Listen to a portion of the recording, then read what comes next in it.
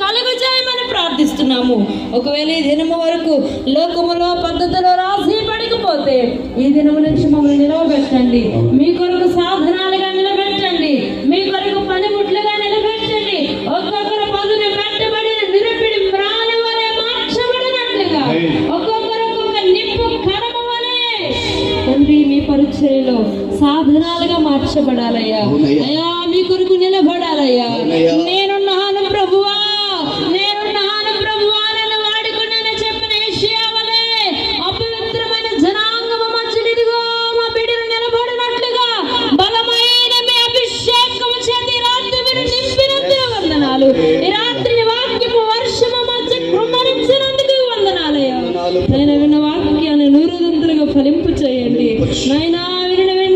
విన్నవారు వినట్లుగా కాకుండా అనుసరించే హృదయాలను పరిశుద్ధాత్మ సహాయమును మీరు కలుగు చేయమని తండ్రి మీరు మాట్లాడినందుకు నీకు వందనాలు. ఇదిగో నీ చిత్తములో నీ దోషములో ఉన్న మీ దాసులను కూడా మా మధ్యలోనికి నడిపించారయ్యా. నైనా మీ దాసులను ఇంకను బలపరచండి అయ్యా. ఇంకా మాకు అవసరమైన మాటలు అందించండి అయ్యా.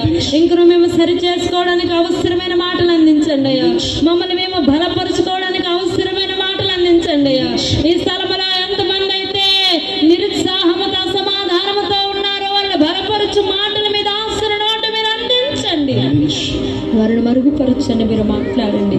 ఎవరు మాట్లాడుతుంటుండగా వినగలిగే చెవి, గ్రహించే జ్ఞానం, అనుకరించే హృదయాలు నాకు మాకు అందరికీ కలుగు చేయమని విరిచిన వాతావరణాన్ని బట్టి, అనుకూలతను బట్టి మరొకసారి నేల మట్టుకు మమ్మల్ని మేము తగ్గించుకుంటూ అల్పులము, అయోగ్యులము, దీనులము ప్రభువా, ఎపాటి వారము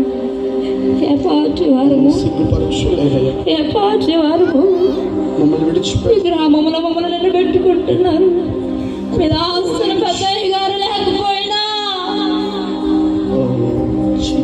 ఏ అర్హత లేదు మమ్మల్ని ఈ తరములో మీ రాజ్య వ్యాప్తి కొరకు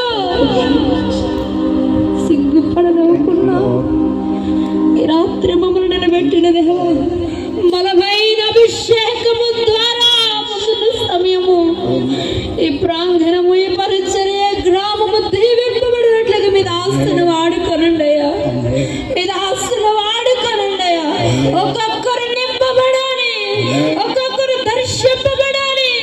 మోపైన అభిషేకము చేత ప్రతి బిడ్డ దీవింపబడినట్లుగా మీరు మాట్లాడమని ముందున్న సమయాన్ని మీ చేతులకు అప్పగిస్తూ